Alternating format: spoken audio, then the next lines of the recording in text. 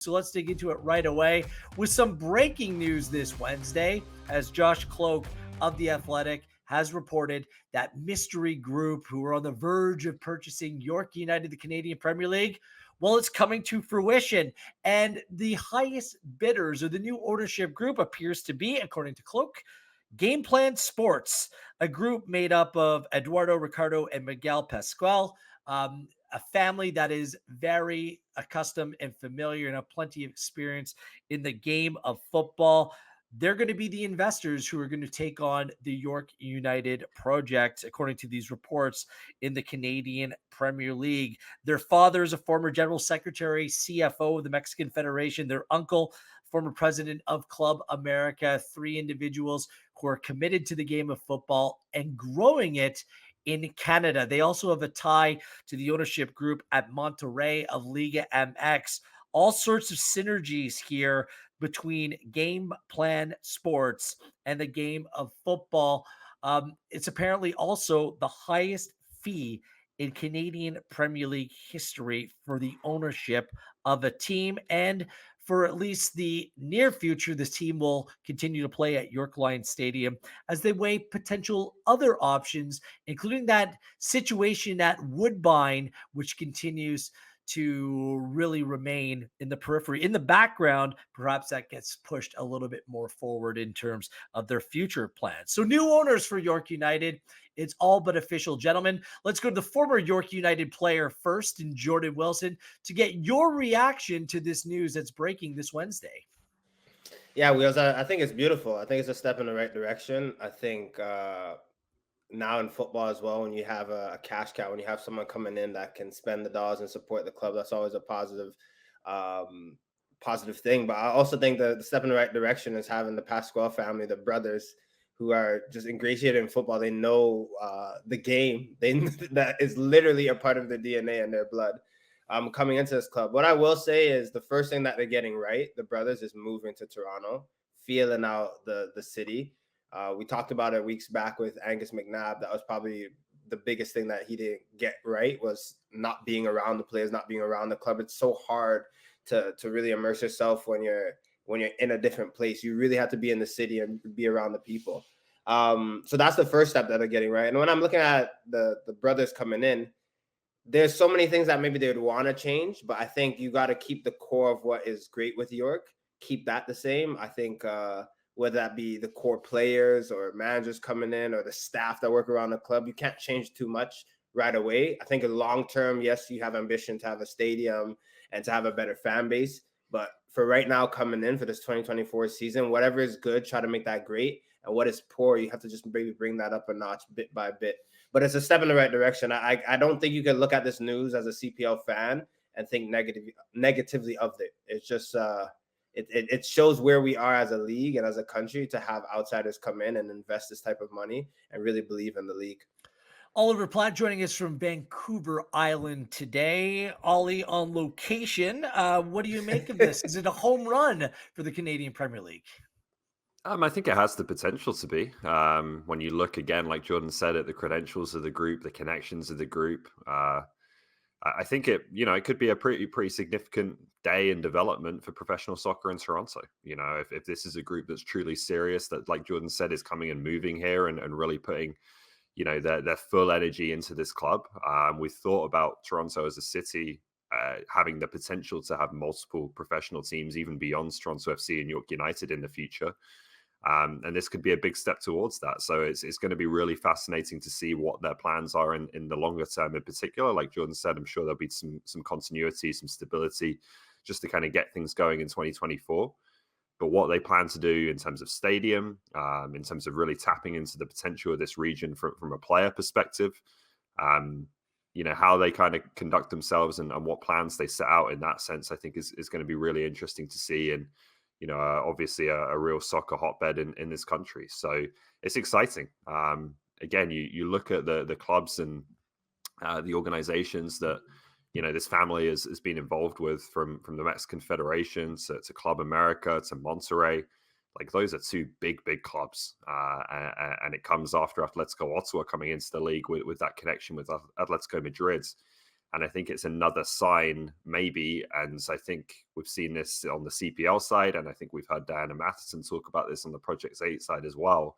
It seems like people, often in really serious big footballing countries outside of Canada, see the potential of Canadian soccer and the Canadian Premier League more than people inside Canada do. And making that case to domestic owners who maybe haven't had that level of experience or involvement in professional soccer before has almost been a bigger challenge. So it's a really, really interesting one. Obviously, it seems to have been in the works for some time now, as we've reported. And yeah, it's going to be fascinating to see their plans for the club.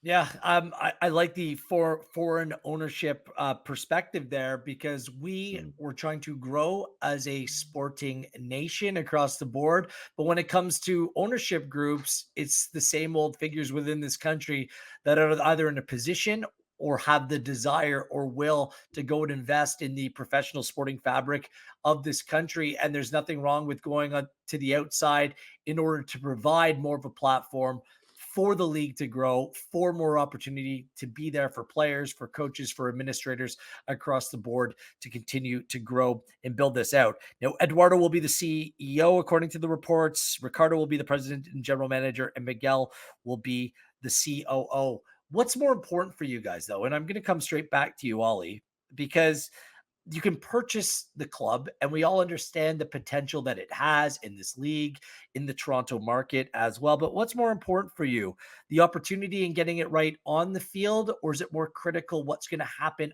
off the field to make this a profitable and long-lasting entity?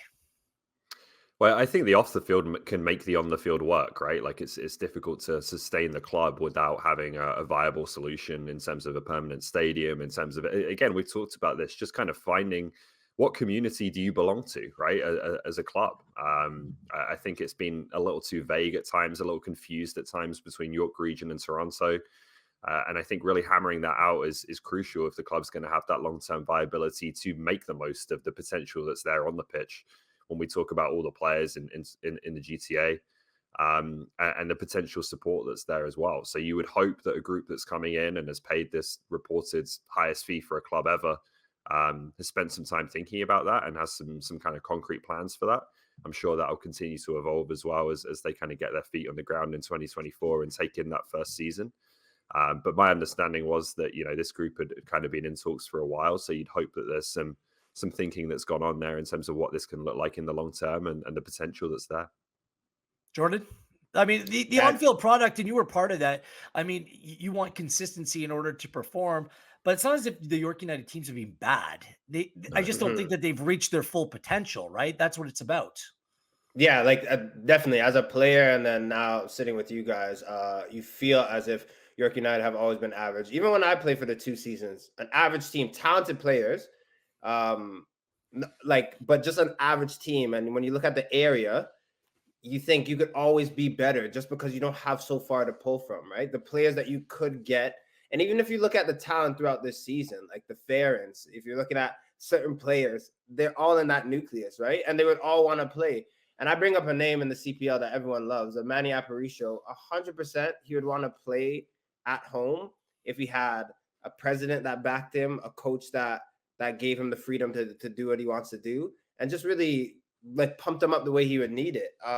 So sometimes I feel you don't have to look so far and you don't have to go so deep to try to find people that will really support and get behind a club. You really need people around the area. So I think another thing for the Pasquale brothers is going in, and the Vaughns, the Woodbridge, the Glen Shields, whatever clubs around there is get that fan base, get that really work. So I'd say the off the field, because York, again, they always have talented players. If they get an identity, I feel as if they can always make a push for playoffs. And honestly, if they're going to be a mid-table team that finishes 4th or 5th, that's also okay, right? I don't think that you're always expected to go and win a championship every season. But I think it's off the field that matters so much. The players that they're attracting, the fans that they're getting into the stadium, potentially moving into another stadium, a home that they could call their own, and then just fill in the stands with young kids, with players. And that's the benefit of the CPL, I feel, that has over the MLS or any other league, is that this league is basically for the next generation. So if they can get that right, Pasquale brothers, early, they're off to a great start.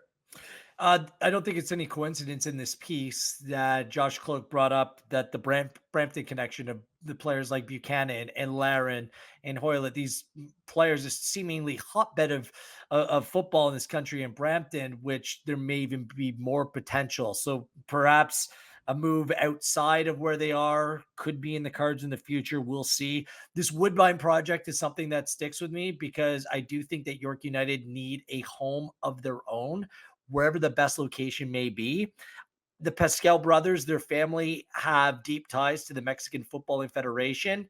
What we need here potentially is to see maybe York United come together with the Canadian Soccer Association, because Canada Soccer needs a home as well, a place for players to train, a breeding ground for youth teams to come through, a place to call home. I just wonder if there could be some sort of synergy there, Ollie, that could be taken advantage of, because people need to start working together in Canadian soccer to provide the resources, the facilities, the opportunity that this country so desperately needs, that there's quite frankly still isn't enough of at this time. Great point. Yeah, it's a good point. And, that seemed to be the initial kind of plan with York United. And then obviously the past couple of years happens where all of that has been both in terms of the CSA and now in terms of York's ownership change. I think that's all kind of been scattered a little bit. But yeah, there would seem to be, I think, an appetite on both sides or something that could work on both sides for York United finding a more permanent facility and a place that they can really put roots down. And also the CSA, having that development center, that place where they can provide a top education and facilities and infrastructure and all the rest of it to players, to coaches, and really start to develop the national team programs in the right way. So I'd love to see something like that in Toronto for sure. Give final word to Jordan Wilson, whether it's something on that, the potential, if there are synergies with Monterrey to have better, more organized preseasons. Atletico Ottawa has done such a great job as a foreign ownership group, providing opportunity, providing outlets and synergies with Atletico Madrid as well. Monterrey's in this region. Mexico, a popular spot to go to during the winter months. There could be something decent there brewing as well. Yeah, I think as players it matters. I know coming back, it was between three clubs. Right? I was looking at Forge, York, and Atletico Ottawa. Obviously, just because it's so close to home. And Atletico Ottawa, the first thing on the list is 6-7 weeks in Madrid. I said, yeah, I'll take that. That would be no problem. That's obviously something to look forward to. With York, you look at a team. We're in a nice area. Even if you're from Mountain Time or West Coast, you come into Toronto. It's attractive. But then also preseason in Mexico, but also affiliated with the Liga MX side with three brothers that know that level. Yeah, it's enticing. So to get this right, I think when you're looking at an 8-team league, every little bit and every yard that you can get to be attractive or to be more enticing helps your club. So this is a huge step in the right direction. Might come out of retirement, but I like you guys too much, so I might just stay right here and sit down. Wow. Just joking, Wheels. Joking. Ricardo on line one to Jordan Wilson might be calling him up, see if he wants to make a comeback on the field. I won't say congratulations yet, but seemingly congratulations may be in order. The breaking news on The Athletic, read Josh Cloak's fine piece and big update on York United in the future of the Canadian Premier League. And we'll see which foreign ownership groups want to come in next, as expansion very much in the cards or on the cards for the upcoming couple of years in the Canadian Premier League. Exciting stuff all around.